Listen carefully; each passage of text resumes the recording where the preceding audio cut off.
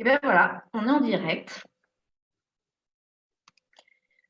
Bonjour Alice, Bonjour Estelle. comment vas-tu?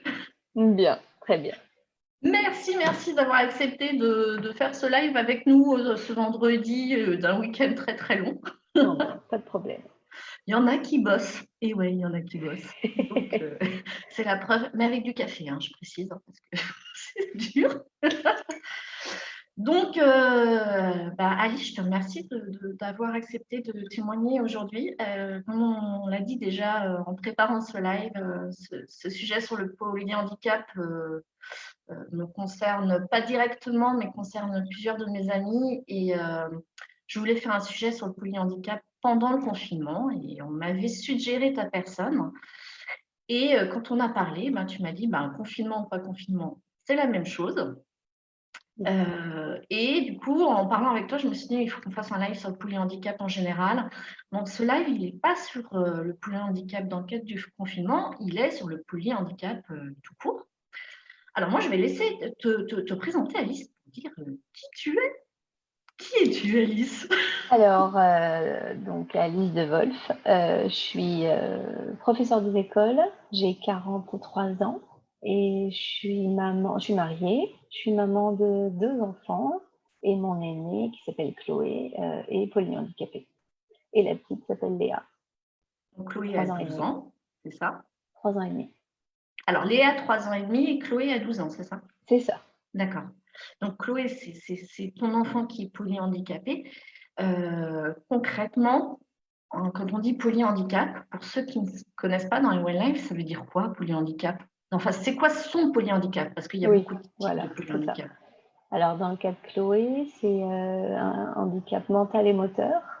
Donc, elle ne marche pas, elle peut tenir debout si on la tient et faire des pas, mais en aucun cas toute seule.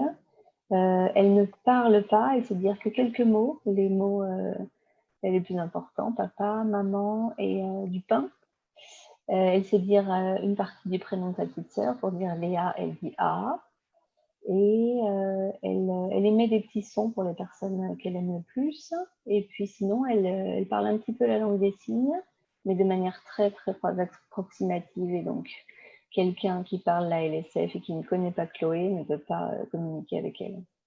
Et D'accord, sinon, donc en fait, elle ne peut communiquer qu'avec son entourage, mais pas vraiment avec l'extérieur, c'est ça, hein? oui, exactement, c'est ça. Et sinon, D'accord. elle a un cahier de communication mis en place par son IEM qui contient des pictos, des pictogrammes, et des images de la langue des signes, donc avec lequel elle communique aussi plutôt bien. D'accord. Alors, l'IEM, pour ceux qui ne connaîtraient pas, c'est quoi? Institut éducatif médicalisé, il y a aussi des IME, c'est encore autre chose, et c'est souvent des instituts où le handicap est lourd, et voilà, où l'accent est mis sur le médical. Voilà, donc on le dit parce qu'en fait, comme il y a des nouveaux parents parfois qui nous écoutent, alors pour nouveaux parents, ils sont pas, c'est pas des parents qui sont des jeunes parents, mais qui découvrent le polyhandicap pour leur enfant, c'est ce que j'appelle les nouveaux parents. Eh bien, c'est vrai que parfois on parle en syllogisme, donc s'il y a un Oui, souci, nous le dire, parce que parfois on est tellement dedans que oui, c'est voilà. ça. Donc, moi j'ai une question pour toi, c'est comment tu as découvert que Chloé avait un polyhandicap? Comment le polyhandicap est arrivé dans ta vie en fait? Alors, en fait, j'ai eu une grossesse tout à fait normale, même idyllique. Je me portais très, très, très bien. Il n'y a jamais eu aucun problème. J'ai accouché de Chloé, qui était un tout petit gabarit. Ça se voyait tout de suite, mais rien d'inquiétant selon les médecins. Elle avait quand même beaucoup de mal à s'alimenter. Donc, on a passé quelques temps en néonat, au service néonat de l'hôpital pour que les puéricultrices apprennent à Chloé à téter, à tirer sur mon sein, mais c'était quand même très, très laborieux. On a quand même quitté l'hôpital au bout de quelques jours, un peu plus longtemps que la normale, mais voilà. On est retourné à la maison et puis en fait, Chloé passait son temps à vomir le lait qu'on lui donnait.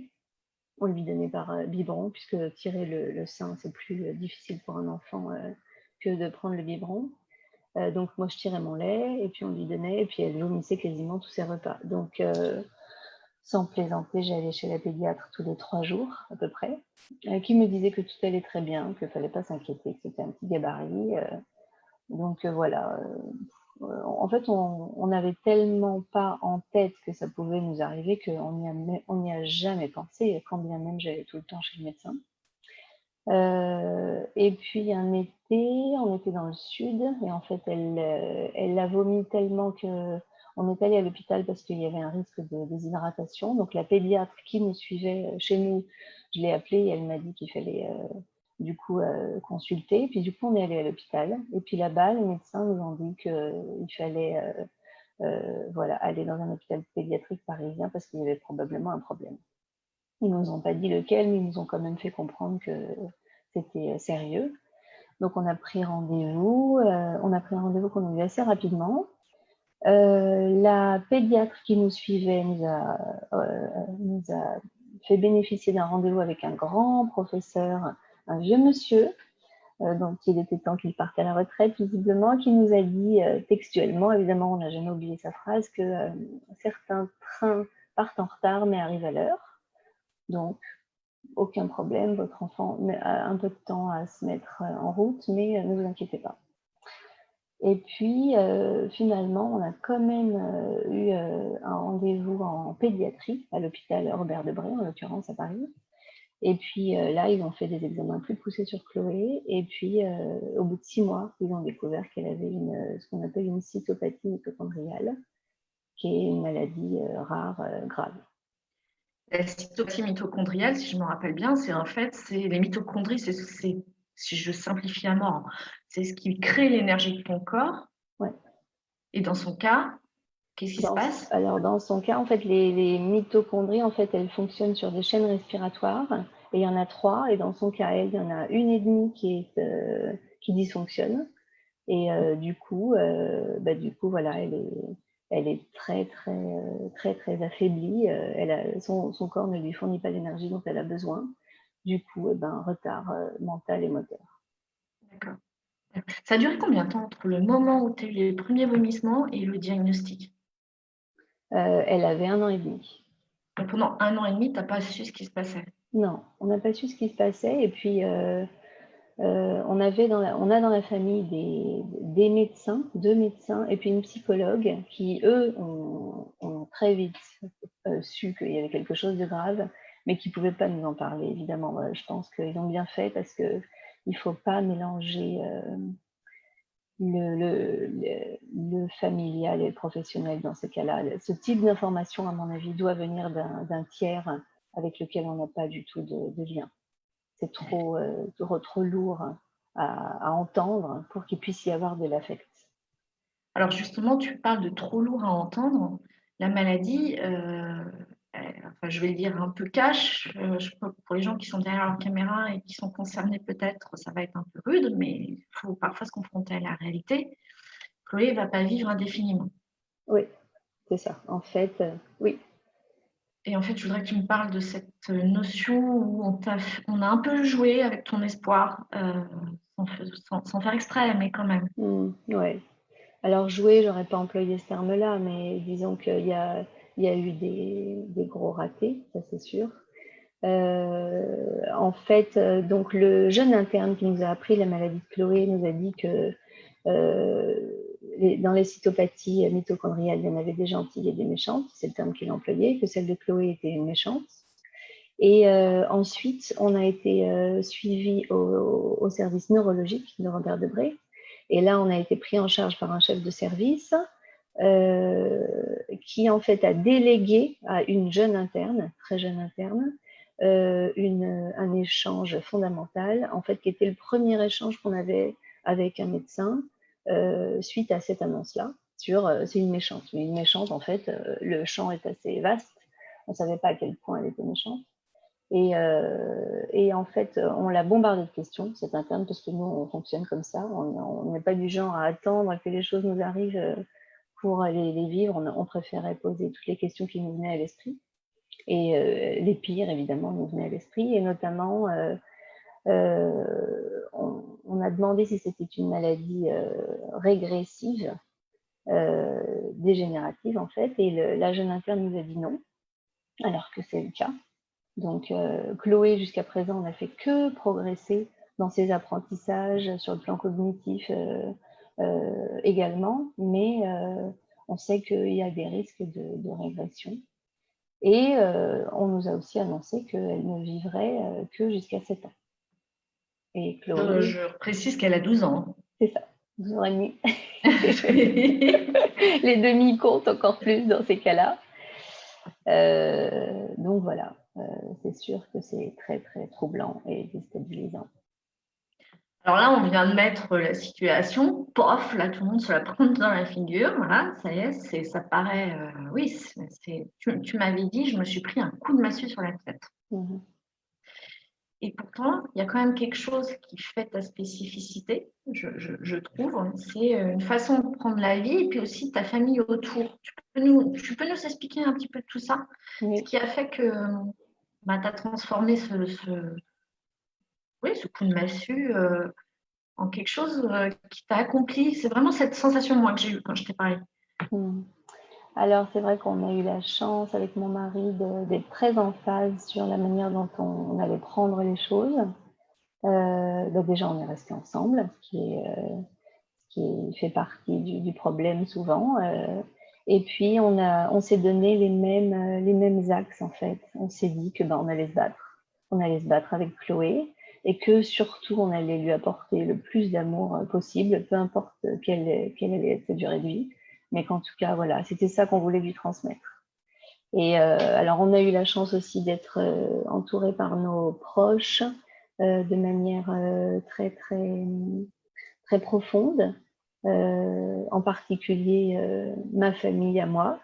Les familles dans ces cas-là ont des manières assez variées de réagir. Et l'une des choses à savoir, je pense aussi face au handicap, c'est que personne n'est préparé et qu'on on peut pas. C'est difficile en fait d'attendre des gens. Comment dire? Les gens ne nous donnent pas forcément ce qu'on voudrait, mais en fait, ils n'ont pas les clés. Personne n'a été formé à ça. Nous, on se forme tous les jours, encore aujourd'hui. Et c'est vrai qu'au fil des années, on a appris à apprendre ce qui est à prendre et voilà, à essayer de digérer aussi les choses négatives qu'on pouvait recevoir. On s'est fait aider par un psychologue, on est suivi par un psy depuis le début.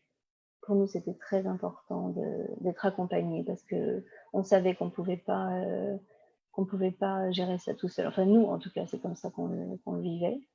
Et que justement, on avait besoin d'un tiers pour nous aider à digérer certaines choses. Moi, notamment, parce que moi, je suis méditerranéenne, moi, d'origine. Je suis plus passionnée que mon mari et du coup, il y a des choses que j'ai plus de mal à digérer. Lui, il est très posé. Il accueille plus facilement les choses que moi. Donc voilà, moi je sais que ça m'a énormément aidé et ça m'aide encore beaucoup aujourd'hui. Donc voilà, il y a beaucoup d'amour dans notre famille sous des formes différentes en fait, mais de toute façon dans les deux cas, dans les deux familles, il y a beaucoup d'amour. Et de la part de nos amis aussi, il y a eu des moments compliqués, mais il y a quoi qu'il arrive de l'amour et du coup, on a fait notre cuisine de tout ça et on a réussi à transmettre ça à Chloé. En fait, ce que tu es en train de nous dire là, si je comprends bien, je reformule, tu me dis si c'est bon, c'est que déjà, première chose, vu que personne n'a appris à être confronté à cette situation, que ce soit toi, ton mari, ta famille, tes amis, il faut beaucoup parler, Oui, dire les choses et il faut expliquer à tout le monde qu'il y aura des conflits, grosso modo, il y aura un moment des conflits, mais c'est justement pour se réajuster, pour que ouais, face tout à à cette fait. nouvelle situation. Ouais, alors en tout cas, nous, c'est comme ça qu'on a décidé de fonctionner, effectivement. Il y a eu effectivement des conversations difficiles à droite et à gauche, mais qui à chaque fois ont été bénéfiques. Ça, c'est évident. C'est des conversations qui auraient pu engendrer un clash. Moi, j'en étais consciente. En général, c'était moi qui étais à l'origine de ces conversations. J'en avais plus besoin, je pense, que mon mari. Euh, mais, euh, mais en fait, je voyais pas comment faire autrement. C'est-à-dire, moi, je pouvais pas garder des choses que j'arrivais pas à digérer, même avec le psy. Ou en tout cas, le psy aussi m'encourageait à avoir ces échanges. Et à chaque fois, même si c'était vraiment douloureux, ça a été très bénéfique, sans aucun doute. Tu m'as dit un truc, et je voudrais que tout le monde l'entende. Tu m'as dit, avoir eu Chloé, c'est de l'ordre de la magie. Ouais. Ah oui, oui. En fait, bah, Chloé, c'est un cadeau du ciel en fait pour nous. Hyper bizarrement, complètement paradoxalement, hein, parce que ce qu'on vit c'est très lourd encore aujourd'hui, même si on s'est rodé évidemment et que on a mûri avec tout ça et on a apprivoisé évidemment la maladie au fil des années. Mais déjà c'est une petite fille qui est extraordinaire parce que c'est la joie de vivre incarnée, c'est-à-dire elle recherche que le bonheur et elle prend tout ce qui est à prendre de positif. Et puis c'est une battante. C'est en fait le paradoxe aussi de ces enfants-là, c'est que ce sont des enfants à la fois extrêmement fragiles, mais qui ont une force en eux. Ça, tout le monde le dit, mais en fait, tant qu'on n'est pas là pour voir son petit être grandir et résister à tout ce qui lui tombe dessus, on ne peut pas imaginer à quel point ils sont forts. Et oui, oui, oui, c'est vraiment un cadeau parce que en fait, je sais pas comment dire, elle a une force en elle et elle nous aide à tenir. En fait, c'est comme si elle sentait que on avait besoin d'elle aussi. En fait, il y a une espèce de réciprocité dans la force. Donc, elle nous donne sa force, nous on lui donne la nôtre. Et ça a donné, ça donne une dimension à notre vie qui est très très belle effectivement, parce que déjà on a rencontré beaucoup de belles personnes, comme on dit aujourd'hui, dans le monde du handicap, les médecins avec qui on a, malgré notre parcours un petit peu chaotique, avec qui on a dans l'ensemble des très bonnes relations, les professionnels qui s'occupent de Chloé, dans son IEM notamment, c'est des gens extraordinaires. Et puis, oui, une approche de la vie qui est pas la même. En fait, on savoure la vie au jour le jour. Chaque jour, en fait, est vécu comme s'il était le dernier avec Chloé. Et du coup, c'est comme du miel qu'on savourerait chaque jour et dont on dirait ah bah peut-être que demain j'en aurai plus. Et du coup, on sait, on connaît la valeur de la vie avec Chloé encore plus que si on n'avait pas le handicap dans notre vie. Voilà, si tu savais comme ça me parle, ça. Alors, il y a quand même quelque chose, moi, qui m'a impressionnée, vraiment. C'est l'environnement que vous avez créé autour d'elle. C'est assez impressionnant. Et quand j'entends environnement, donc, il y a aussi l'environnement éducatif. Tu me disais que tu avais une chance phénoménale parce qu'elle était dans un IME incroyable. Mm. Comment tu as su dans quel établissement la mettre? En fait, comment tu es arrivé? Comment on met un enfant polyvalent en... Ah, je vais y arriver. Tu vois, je t'avais dit que j'avais besoin d'un café aujourd'hui. Je pense que ça va confirmer. J'ai besoin d'un café. Je l'ai, mais apparemment, il n'est pas assez fort. Comment un enfant polyhandicapé on met dans le système scolaire? Ça t'adapter, mais comment ça est arrivé pour toi? Ouais. Alors nous, Chloé a d'abord été prise en charge par un CAMS, c'est l'hôpital Robert Debré qui nous a orienté vers le CAMS le plus proche de chez nous. Alors, c'est quoi un CAMS? Ah oui, c'est vrai. Centre d'aide médico-sociale précoce, peut-être le P. Donc c'est un lieu qui accueille les enfants qui ont des maladies ou des problèmes lourds. Et là-bas, on a rencontré notre psy, qui est toujours notre psy d'aujourd'hui. On avait eu d'abord une psy à l'hôpital qui était formidable, mais qui malheureusement a déménagé. On en a eu une autre ensuite à l'hôpital avec qui ça a été un fiasco sans nom. Donc là aussi, je peux peut-être glisser au passage que en France, on a une chance folle. L'institution nous offre immédiatement des soutiens. Donc l'aide psychologique, par exemple, elle est spontanément offerte par l'hôpital. C'est pas une obligation évidemment, mais n'empêche qu'on nous la propose tout de suite. Mais là-dedans, il y a comme partout des gens plus ou moins compétents. Donc nous, la première était formidable et la deuxième, c'était une catastrophe. Je ne raconterai pas ce qui s'est passé entre nous, c'est un autre sujet. Mais en tout cas, il faut à la fois recueillir ce qu'on nous offre avec à bras ouverts, mais en même temps, il ne faut jamais mettre de côté son libre arbitre. Et par exemple, la deuxième file d'hôpital, au bout du deuxième rendez-vous, on a dit basta, on cherche ailleurs. Donc voilà, il faut aussi toujours essayer de prendre un peu de recul sur ce qu'on peut avoir à portée de main. C'est important ce que tu dis parce que c'est un sujet quand même qui revient souvent, pas que sur le handicap. C'est-à-dire, en fait, il y a eu beaucoup de déceptions par rapport aux médecins, aux psychologues, aux assistantes sociales, parce qu'on oublie souvent que c'est des êtres humains et qu'ils ne sont pas à la perfectude absolue. Ségolène Royal sort de mon corps. Désolée, c'est sorti tout seul. Mais en fait, il faut toujours se dire, la personne que j'ai en face de moi, le professionnel est un être humain et j'ai mon libre arbitre et peut-être que ça ne me convient pas et donc il faut que je cherche ailleurs. Oui, tout à fait. Et l'idée, c'est pas de tout rejeter en bloc, mais de choisir l'intervenant qui nous convient, quitte à en voir plusieurs. Hein. Nous, on en a vu plusieurs avant de trouver celui qui nous convenait vraiment. Et donc, au CAMS, elle a pu rester pendant quelques années. Et ensuite, ils nous ont suggéré ce qu'on appelle un JEA, Jardin d'enfants adaptés, qui n'existe plus aujourd'hui, malheureusement. Alors, je ne sais pas s'il y a l'équivalent, mais en tout cas, c'est l'équivalent des crèches pour les enfants handicapés.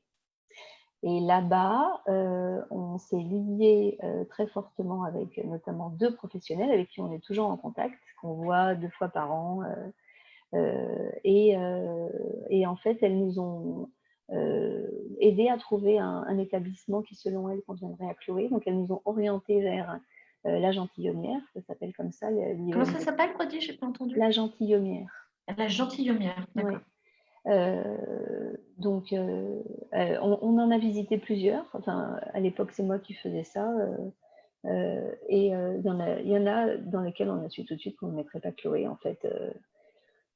C'est pareil, là aussi, on n'oubliait jamais de prendre du recul par rapport à ce qui se passait. C'est pas parce qu'on avait la chance d'avoir une place qu'on se disait oh bah, vite, vite, vite, on la prend. Quand bien même tout le monde nous disait faites attention, il y a très peu de place, dépêchez-vous et tout ça, ben non. On a pris notre temps, on a mis de côté les établissements qui nous semblaient pas du tout répondre à nos attentes. Et là, à la Gentilhommière, et ben voilà, on a trouvé. On était sur la même phase par rapport à l'approche du handicap, notamment dans l'un des établissements que j'avais visité avant. Le directeur ne m'avait parlé que d'argent pendant tout le rendez-vous. Moi, je lui ai dit au bout d'un moment, mais vous pouvez me parler de la manière dont vous accueillez les enfants, qu'est-ce que vous leur apportez sur le plan moteur et tout ça. Et puis il m'a répondu qu'on verrait ça quand on y aurait placé Chloé. Donc je lui ai dit gentiment au revoir et évidemment on n'y est pas retourné. Donc, ce que tu dis là, c'est quand même que quand tu arrives sur la scolarisation, il faut s'impliquer. C'est illusoire d'imaginer que tu vas mettre ton enfant dans un institut, puis pouf, c'est fini, quoi. Ah oui, tout à fait, tout à fait. Et de s'impliquer, en fait, en s'impliquant, on récolte les fruits qu'on sème, c'est-à-dire on entretient une relation extrêmement positive, en tout cas c'est notre cas, avec les professionnels. Il y a toujours un dialogue entre nous, même en cas de conflit, évidemment, il y en a eu des conflits ou en cas de problème, mais on a toujours entretenu le dialogue, ce qui fait que ça se passe très très très bien depuis le début, parce qu'on est là, qu'on est vigilant et qu'en même temps on leur fait fondamentalement confiance. Ça aussi, c'est pour moi une clé. À partir du moment où on choisit un établissement, ça veut dire qu'on leur fait confiance et du coup on instaure une relation qui est bienveillante, évidemment, réciproquement. Voilà. Et alors moi, j'aimerais qu'on parle d'un autre sujet qui me vient derrière, c'est Yaléa, la petite sœur. Donc elles ont 8 ans d'écart, c'est ça? Quelque chose comme ça? Oui, c'est ça. Oui. 8 ans d'écart. Comment tu as fait intégrer à Léa la maladie? Comment ça se passe avec Léa aussi? Parce qu'on pourrait se dire, quand on a un enfant polyhandicapé, il prend tout l'espace et l'autre enfant doit se sentir lésé. Pourtant, c'est pas le cas. Comment tu as fait? Alors, on avait pas mal lu de bouquins sur l'intégration d'un petit frère ou d'une petite sœur dans une situation où il y a un enfant handicapé. On a discuté aussi pas mal avec différentes personnes. J'ai notamment une très chère amie qui a elle-même une fille aînée handicapée et ils ont eu une petite deuxième et elle m'a beaucoup, beaucoup guidée dans l'éducation de Léa par rapport à Chloé. Et je leur remercie. Je pense qu'elle écoutera cette émission et qu'elle se reconnaîtra et je leur remercie énormément. Elle nous a aussi donné confiance dans le fait d'avoir un deuxième enfant. Ça aussi, c'est vraiment... parce que ça a changé notre vie. Hein. En fait, avant de parler peut-être de l'éducation de Léa, je peux dire que Léa, c'est un autre cadeau du ciel. Décidément, on a de la chance. C'est une petite fille qui rayonne de bonheur et qui a une énergie de dingue. Alors évidemment, c'est fatigant, mais en même temps, par rapport à Chloé, qui est sa déficience particulière, c'est quand même assez marrant. Et elle a amené beaucoup de légèreté, en fait, dans notre vie. Avec Léa, ben voilà, il y a des journées où on a l'impression qu'on est presque comme une famille normale. Donc ça nous a beaucoup, beaucoup fait évoluer aussi, l'arrivée de Léa dans notre famille. Et alors pour ce qui est de la maladie, du rapport de Léa à la maladie de Chloé, on a tout de suite mis des mots sur la maladie de Chloé, sur le handicap, donc c'est pas du tout des mots tabous dans la famille. En même temps, il y a eu des moments où quand Léa avait 1 an et demi, 2 ans, où elle a pu être agressive avec sa sœur, la mordre, la pincer, souvent en douce d'ailleurs, donc il fallait être très vigilant parce que Chloé a tendance à se laisser faire énormément, elle ne peut pas verbaliser et elle va pouvoir pleurer, mais vraiment si on arrive à un niveau assez élevé, donc parfois le soir on découvrait des marques sur le corps de Chloé et on savait très bien d'où elles venaient, hein. Et Chloé n'avait rien dit, on n'avait pas vu ce qui s'était passé. Donc il y a eu toute une période où on a été très vigilants là-dessus.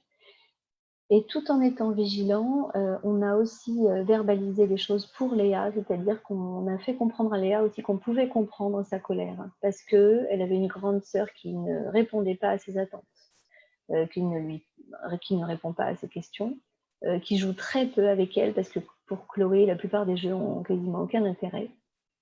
Chloé, elle est dans la relation aux êtres, elle est dans le sentimental, le câlin, alors que Léa, elle est dans l'action. Léa, c'est une petite fille qui est pleine d'action. Donc, et voilà, je pense qu'il y avait de l'incompréhension chez Léa et aussi un rejet de Chloé. Et ce rejet-là, on l'a pas fait taire en fait chez Léa. On lui a dit on lui a fait comprendre que elle pouvait ressentir ce rejet-là, qu'on le comprenait, que nous-mêmes aussi on pouvait parfois en vouloir à Chloé, parce qu'il y a des fois où on n'en peut plus, mais qu'en même temps ça ne doit pas se traduire par voilà cette violence-là. Et ben en fait assez vite ça s'est tari, c'est-à-dire ces gestes violents ils ont disparu. Et là ça fait des mois et des mois que ça n'est plus arrivé que Léa soit agressive envers sa sœur. Et il y a Est-ce que Léa, elle a développé quelque chose que tu ne verrais pas chez d'autres enfants? Genre une non, autonomie ou un truc comme ça? que je ne voudrais pas.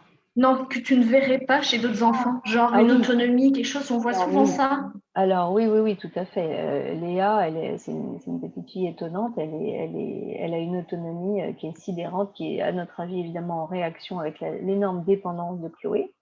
Euh, elle a transformé ça en force. En fait, assez vite, elle s'est rendue compte que Chloé prenait beaucoup de place, de fait, parce qu'on a tout un tas de soins à faire pour Chloé auxquels on ne peut pas échapper. Mais en même temps, on a quand même été aussi très vigilants sur le fait de donner à Léa une place à part entière dans la famille, qu'elle ne se sente pas du tout être la portion congrue. Et notamment, en fait, comme elle est très autonome, quand elle exprime un désir du type « Maman, est-ce que tu peux me lire une histoire? Maman, est-ce que tu peux me faire un câlin ?» Et bien là, j'ai tendance à arrêter quasiment tout de suite ce que je fais pour répondre à son attente. Parce que comme par ailleurs, elle peut jouer 2 heures toute seule sans rien me demander, je sais que si elle exprime ça, et ben, je dois y répondre à ce moment-là. quitte à dire à Chloé que bah non, à refuser à Chloé ce qu'elle peut me demander précisément à ce moment-là, par exemple un câlin. Elles peuvent être dans la rivalité, évidemment, les deux. Et du coup, non, là, évidemment, je donnerai la priorité à Léa. Donc, Chloé a aussi appris à faire de la place à sa sœur. Et Léa est visiblement sereine par rapport à la maladie de sa sœur. Elle a développé effectivement cette autonomie, et ce qui nous a frappé récemment, c'est que sa maîtresse, qui nous a reçus juste avant le confinement, nous a dit qu'elle avait un sens de l'autre qu'elle avait jamais vu chez un petit enfant de cet âge-là. Et notamment, il y a dans sa classe un petit garçon qui est malentendant, et en fait, Léa l'a tout de suite pris sous son aile. Elle l'accompagne, elle le guide, elle sert un peu visiblement de médiatrice. Et bah voilà, on s'est regardé avec mon mari, on était très touchés par ça, évidemment. Elles nous ont quand même suggéré d'être vigilants par rapport à ça, parce que selon elles, il ne fallait pas non plus que ça prenne trop de place. Il fallait que Léa sache aussi s'occuper d'elle et pas s'occuper trop des autres. Donc, on a très bien entendu ça. Donc, voilà, il y a des effets sur Léa, bien sûr, en rapport avec la maladie de Chloé, mais c'est plutôt des très beaux effets pour l'instant qu'il faut évidemment canaliser au fil des ans, mais c'est plutôt des belles choses. Bien que tu dises ça, parce que c'est vrai que souvent les frères et sœurs, bon, alors soit tu vas avoir une réaction complète contre le handicap, ou alors justement ça va être cette empathie qu'ils vont développer, mais parfois à s'oublier. Et là, c'est un conseil que tu donnes, qu'on donne rarement. C'est vrai, attention quand l'empathie se pointe, Ouais. c'est génial, Oui, mais faites en sorte que vos enfants apprennent à ne pas s'oublier, quoi. ouais, exactement. Ça, c'est Exactement. super important ce que tu dis. J'ai une question pour toi par rapport à Chloé. Attends, je voulais juste vérifier si j'avais tout demandé sur Léa quand même, parce que est-ce que j'ai tout fait mon travail? Si, je pense que j'ai vraiment dit ce que je voulais qu'on évoque par rapport à la fratrie. C'est important. Il y a une chose que on avait parlé, c'était des crises de Chloé, Oui. des crises d'angoisse de Chloé. Tu pourrais nous les décrire? Oui. Alors, Chloé, elle a des moments de crise. Il y a eu une période où c'était très, très, très prononcé, que nous, on a qualifié de crise d'angoisse parce qu'on ne sait pas trop comment appeler ça autrement, qui sont, à notre avis, liées à une surcharge d'émotions. Très souvent, d'ailleurs, des émotions positives. Donc, par exemple, si on a un fou rire, alors elle devient, elle devient hystérique, elle hurle. Moi, j'appelle ça hurler à la mort. Elle hurle comme un petit animal qui va pas bien du tout. D'ailleurs, c'est très très drôle parce que l'autre jour, donc en plein confinement, il y a la sonnette de chez nous on a entendu la sonnette de notre maison, et il y a une dame je me suis penchée à la fenêtre et il y a une dame qui m'a dit: excusez-moi, mais il y a un petit enfant là qui a l'air de souffrir. Est-ce que tout va bien? Et en fait, je lui ai dit: ben, c'est notre fille aînée qui est handicapée, et en fait, je me suis éloignée d'elle une minute, et voilà, donc c'est ça que vous entendez. Donc c'est très très gentil de vous en préoccuper, mais ne vous inquiétez pas, tout va bien. Mais c'est quand même, ça nous a frappé. À la fois, on a été frappé par la gentillesse de cette dame qui se soucie de ce qui se passe dans une maison qu'elle ne connaît pas. On l'avait jamais vue, cette dame. Et en même temps, on s'est dit, c'est dingue, parce que cette plainte-là de Chloé, quand je l'appelle hurlement à la mort, finalement, c'est pas si exagéré que ça. C'est-à-dire, elle est visiblement en détresse. Alors, dans un cas comme ça, où on s'éloigne parce qu'on va chercher quelque chose là-haut, c'est complètement disproportionné. Et d'ailleurs, elle retombe très très vite. Mais il y a eu des fois où elle ne retombait pas du tout. Il y a eu notamment un été où on était en vacances avec des copains et où c'était épuisant. En fait, le moment où elle allait se coucher, voilà, ça se traduisait par ces crises-là. Et du coup, notre vie sociale en pâtissait parce que l'un de nous devait rester à côté d'elle le temps qu'elle se calme. On a même demandé à cette époque-là au médecin de nous prescrire de l'Atarax, qui a eu l'effet tout à fait inverse. Ça l'a excité encore plus au lieu de la calmer. Donc voilà. Et l'école de Chloé nous a proposé d'intégrer dans son cahier de communication des pictogrammes sur les émotions. Donc la colère, la peur, la tristesse, ça va pas, j'ai mal. Et elle s'est emparée de ça. Du coup, on l'appelle le cahier magique, nous, maintenant, parce que ça a changé notre vie. À chaque fois qu'il y a une crise un peu importante, on sort le cahier, on va directement aux pages émotions. On lui demande pour chaque émotion laquelle elle ressent. Elle ne se trompe jamais. Donc, si elle n'est pas en colère, elle ne va pas nous montrer la colère. Et en fait, on fait des hypothèses avec elle sur ce qui a pu causer sa tristesse. En général, c'est de la tristesse. Donc, par exemple, je lui dis t'as pas vu Pépé Chris aujourd'hui? Pépé Chris, c'est le grand-père qu'elle adore, entre autres. Donc voilà, en émettant des hypothèses, elle dit oui ou elle dit non. Elle ne fait pas de réponse pour nous plaire à ce moment-là, ce qui peut arriver à Chloé, mais pas dans ces cas-là.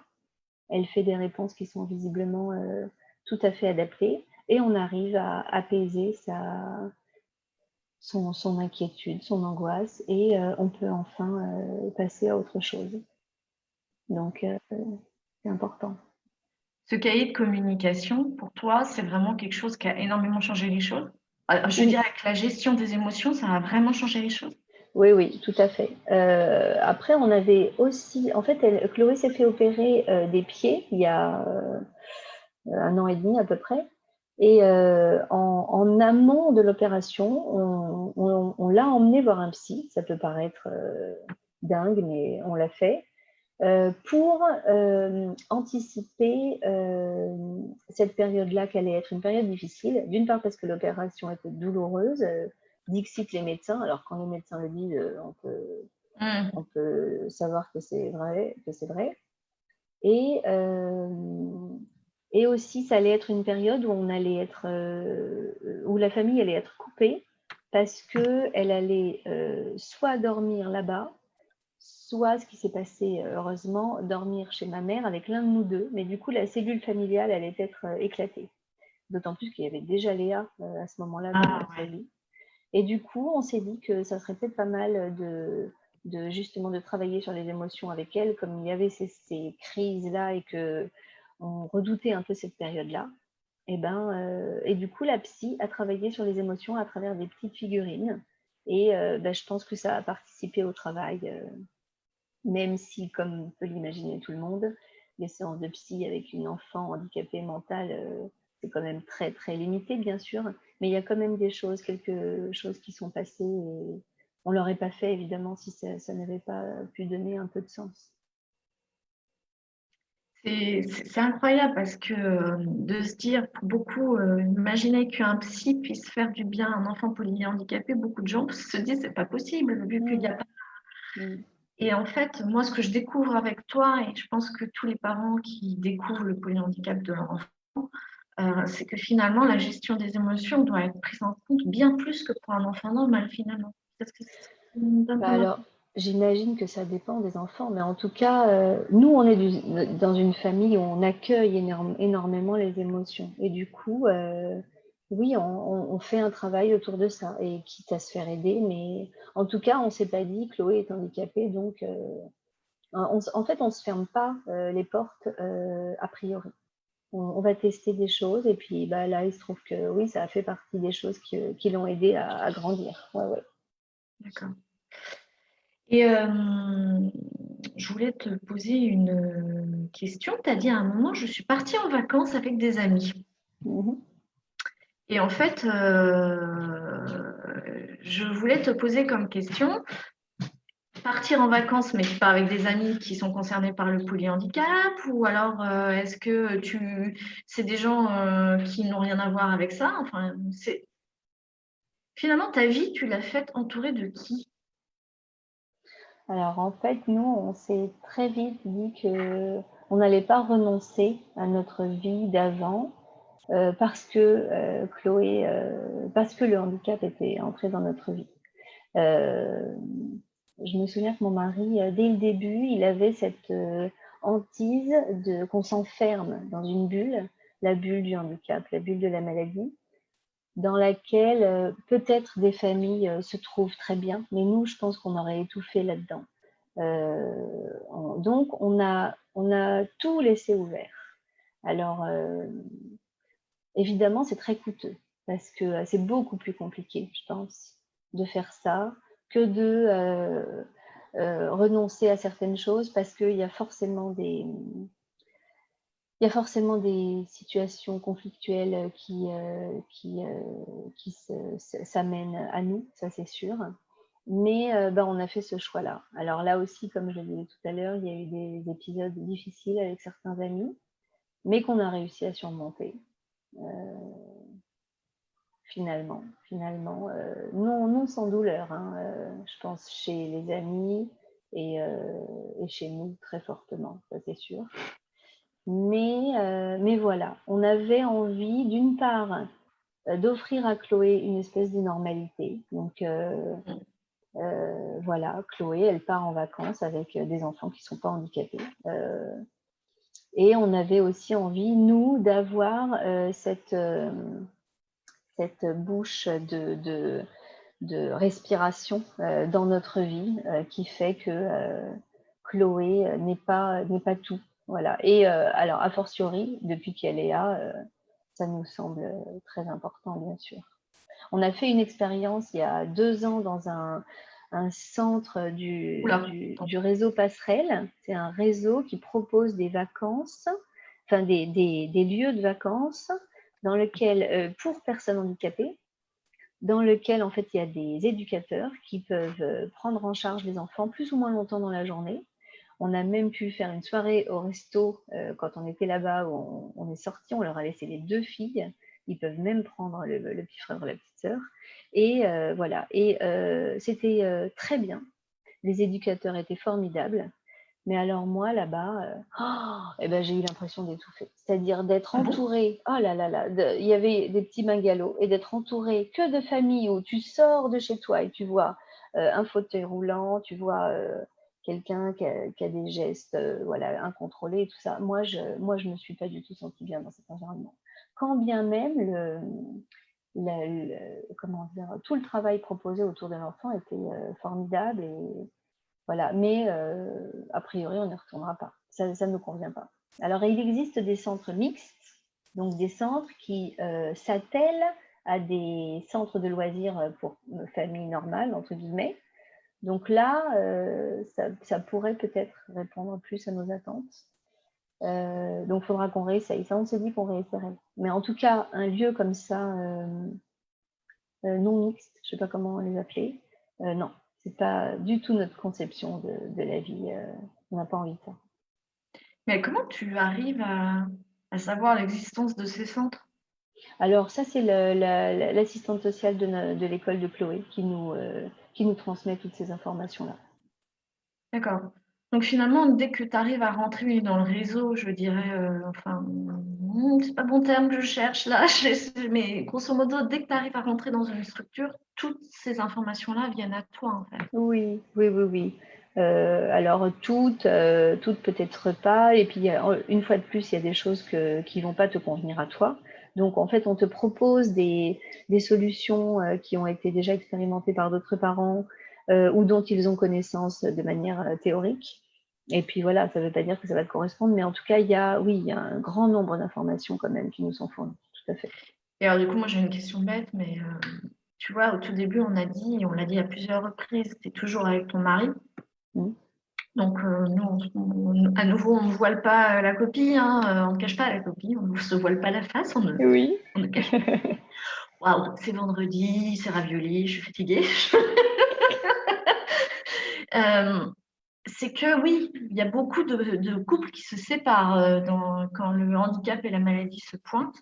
Tu arrives à sortir avec ton mari? Alors, on arrive à sortir avec Pierrot. Mais c'est quand même très, très compliqué. Trouver une nounou pour un enfant handicapé, franchement, une nounou digne de ce nom, hein, il faut s'accrocher. Donc nous, on a eu des nounous, en fait, des jeunes gens, jeunes hommes ou jeunes femmes, qui étaient très bien, mais qui étaient étudiants et qui, au bout d'un moment, vivaient leur vie. Voilà, donc ça a pas, c'était pas une solution pérenne.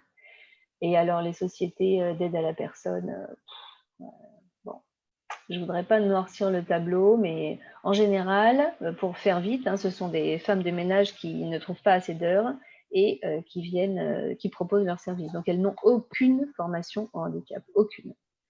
Donc, c'est très, très, très compliqué.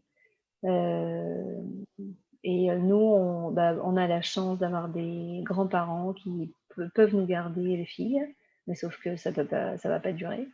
Donc, ça, c'est l'un des aspects, c'est l'une des ombres au tableau, les plus lourdes, je dirais.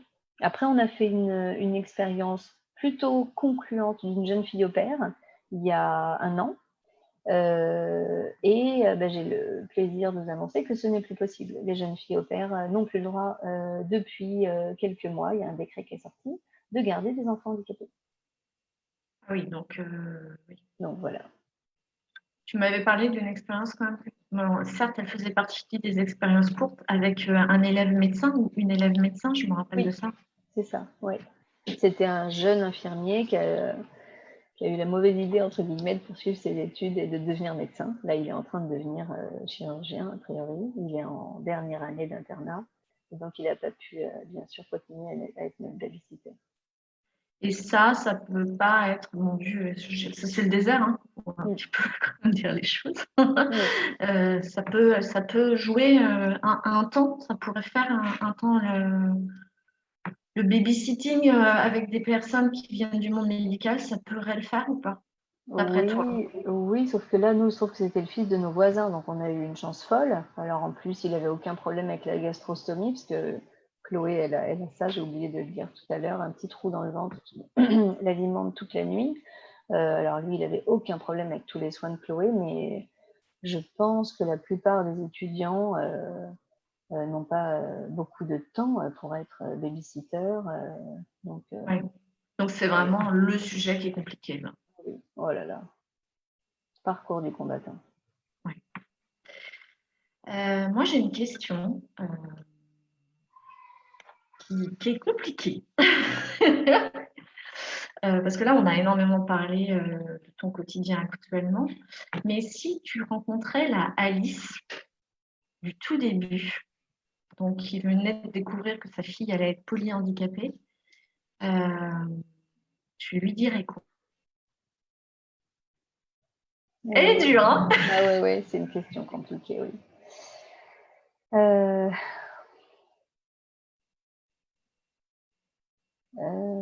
je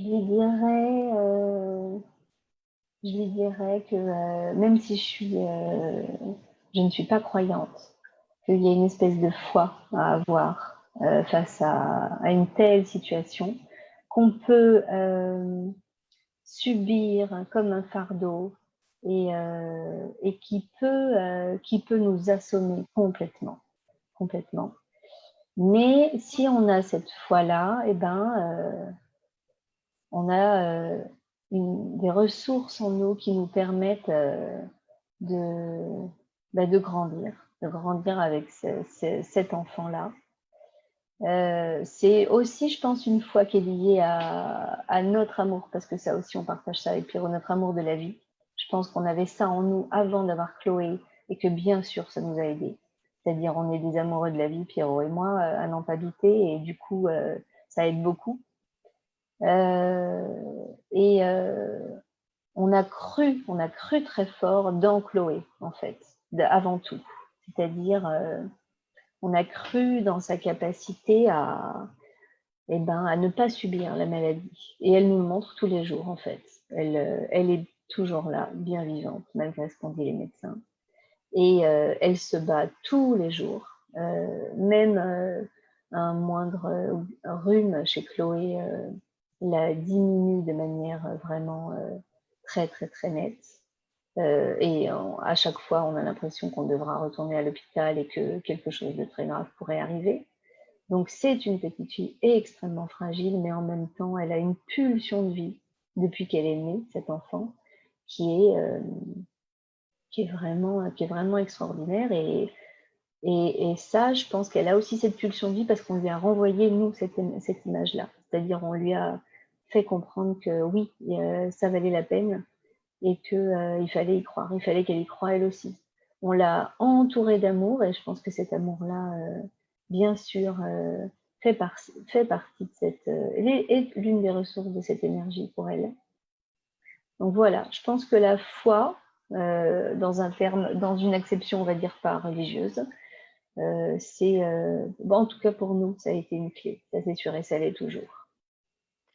Quand je t'entends, là, ce que tu dis, c'est un peu déjà, comment je vais dire, c'est déjà passé, quand tu dis ça, j'ai l'impression que c'est ce que tu as appris de ces espoirs chancelants. Mhm. C'est pas clair ce que je veux dire. Enfin, ce que je voulais expliquer aux gens, c'est qu'en fait, au tout début, quand tu nous as expliqué quand c'est arrivé, quand on t'a dit un coup, elle va aller bien, elle va avoir une vie normale. Puis après, on t'a dit que non, elle allait avoir une maladie qui allait être évolutive, pas forcément dans le bon sens. Ça a fait ça, en fait. Euh, cette foi, c'est ça que tu donnes par rapport à ces montagnes russes de l'espoir qu'on vit tous les parents. Tu vois ce que je veux dire? Je sais pas Oui. si c'est clair ce que je dis, parce que c'est pas... Si, je crois que c'est clair. Je crois que c'est clair. Après, combiné à cette foi, il faut une énergie de dingue. Ça, c'est sûr. Il y a des moments où on chancelle. C'est pour ça aussi que on mesure, Pierrot et moi, la chance qu'on a d'être deux. Parce que, sincèrement, vivre ça seul, c'est beaucoup plus compliqué. Parce qu'il y a aussi des moments où on a vraiment besoin de passer la main. Il y a eu des moments, notamment dans les crises d'angoisse de Chloé, où l'un de nous deux n'en pouvait plus. Et voilà, il claquait la porte. Alors, claquer la porte, voilà, pour aller prendre l'air dans la rue, hein, mais n'empêche qu'on pouvait s'accorder ça parce qu'on était deux. Donc, c'est sûr qu'il faut une énergie colossale. Mais tout ça, en fait, s'équilibre. C'est-à-dire, cette énergie, elle se ressource aussi dans cette foi-là et dans tout cet amour qu'on apporte à notre enfant et qu'il nous rend, oh là là, au centuple. Chloé, les regards d'amour qu'elle nous lance, ça vaut tout l'or du monde, hein, et ça fait oublier la pénibilité du quotidien ou de notre vie dans son ensemble. Mais ouais, tout ça, c'est, je pense, un jeu d'équilibre, en fait. Donc, si je résume, toi, le message que tu donnerais à la Alice de il y a 10 ans, 12 ans, c'est foi et énergie, quoi. Mm. Mm. C'est ça. Ouais, ouais. Ah, mais c'est énorme. C'est énorme comme conseil. Ça peut paraître anodin, mais je pense que c'est énorme. Alors, tu vas pas me croire, mais il reste que 5 minutes. Je t'avais dit que ça passait super vite. Ouais, Vraiment, ouais, ça ouais. passe toujours très, très, très vite. Vraiment, l'impression que il faudra peut-être un jour en faire un deuxième parce que c'est vaste le sujet Mm. du polyhandicap. Est-ce que toi, là, tu voudrais dire quelque chose, compléter quelque chose, compléter ce live par quelque chose en particulier qu'on n'aurait pas dit ou sur lequel tu veux réinsister? Euh, ce que je peux dire, c'est que je pense que on a quand même beaucoup de chance avec Pierrot. On a de la chance de s'être trouvés, euh, d'avoir d'avoir décidé de prendre euh, ce handicap de la même manière et d'avoir décidé de se battre tous les deux parce que ça n'a rien d'évident. On a aussi beaucoup de chance parce que je pense que nos parents nous ont donné, quand on était plus jeune, je pense beaucoup de force qui nous aide à tenir aujourd'hui et beaucoup d'amour aussi parce que cet amour-là, il tombe pas tout cru du ciel, hein, bien sûr. et qu'on est très entouré de toutes parts. Voilà. Et que c'est ça qui fait que Est-ce que c'est ça? Tu m'as dit finalement, moi, je suis heureuse de vivre cette expérience. Ah oui, oui, oui. C'est vrai que je n'irai pas du tout jusqu'à dire jamais que, comment dire, que je préfère avoir eu Chloé malade qu'une enfant pas malade. J'irai pas du tout jusqu'à dire ça, parce qu'il y a quand même des tas de choses sur lesquelles on a fait une croix, on a dû faire le deuil, par exemple, de partir en voyage alors qu'on adorait ça. Partir en voyage, on peut pas laisser Chloé, par exemple, 3 semaines à quelqu'un, parce en tout cas, on a jusqu'à présent trouvé personne à qui on peut la confier sur une telle durée. Emmener Chloé, il faut aller dans des pays où elle peut être hospitalisée s'il y a un problème là-bas. On trimballe une montagne de matériel, donc c'est quand même très, très vite compliqué.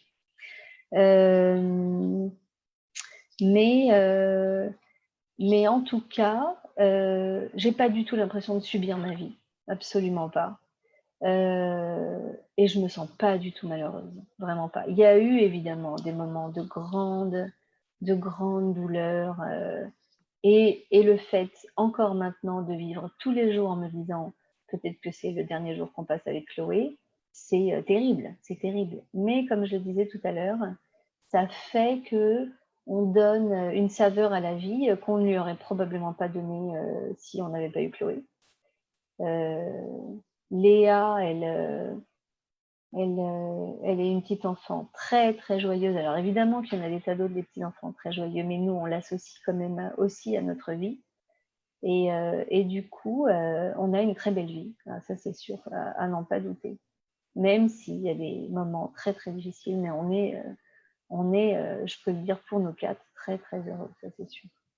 Je suis contente que tu aies montré cet aspect des choses parce que ça, comme j'ai expliqué, l'espoir dans le handicap et la maladie, c'est très compliqué à gérer. Mais en même temps, tu donnes une image qui peut montrer qu'on peut y arriver. Mm. Alors évidemment, on a parlé d'un sujet qui est compliqué. Évidemment, Chloé va partir à un moment. Donc là, pour l'instant, on n'en parle pas. C'est ça qui est compliqué. Mais tu vis au jour le jour et ça, c'est important et tu vis au mieux. Je trouve que c'est génial que tu aies montré cet aspect des choses. Je te remercie énormément. Mm. J'aimerais dire aux personnes qui vont regarder cette vidéo, qui sont en train de la regarder, que c'est un aspect des choses, c'est la façon dont tu prends ta vie toi, Mm. si ça parle à certains qui s'inspirent de ton histoire, si ça parle pas, eh bien il faudra aller voir d'autres témoignages parce qu'il y a forcément d'autres expériences qui vous inspireront. Donc je te remercie énormément, énormément pour ce témoignage. Sache que grâce à toi, j'ai décidé que le prochain témoignage de maman sera le témoignage d'une maman, ironiquement, qui avait une enfant polyhandicapée qui est décédée. Donc là, sans t'en apercevoir, tu m'as forcé à me confronter à l'interview que je n'imaginais jamais faire il y a 5 ans quand on m'a annoncé qu'un de mes proches était malade. Il ne l'est plus. J'ai eu de la chance, mais ça n'empêche que c'est l'interview que je ne voulais jamais faire et qu'en fait, je crois qu'il faut que je fasse. Mm. Donc ça aussi, je te remercie énormément parce que tu me pousses vers ce que je n'osais pas faire. Donc, merci, merci, merci. Il est 12h30. Donc, je vais arrêter le live. Je remercie à ceux qui étaient là pour ce week-end parce qu'il y en a qui sont encore en train de dormir. Donc, je sais que beaucoup vont regarder ça après. Je me doute que là, à 11h30, il y en a qui ont émergé. Merci d'avoir assisté à ce live. Pour tous les autres qui vont le regarder en replay, si vous avez des questions, n'hésitez pas à nous les faire parvenir et nous les ferons suivre à Alice. Voilà. Merci beaucoup. Merci beaucoup Estelle pour tout ce que tu fais. Je ne fais rien. Je fais ce qui me plaît, me parle. Donc voilà. Je coupe et je dis à tout le monde bon vendredi et bon week-end pour ceux qui y sont. J'arrête la diffusion en Bon direct. week-end. Bon week-end.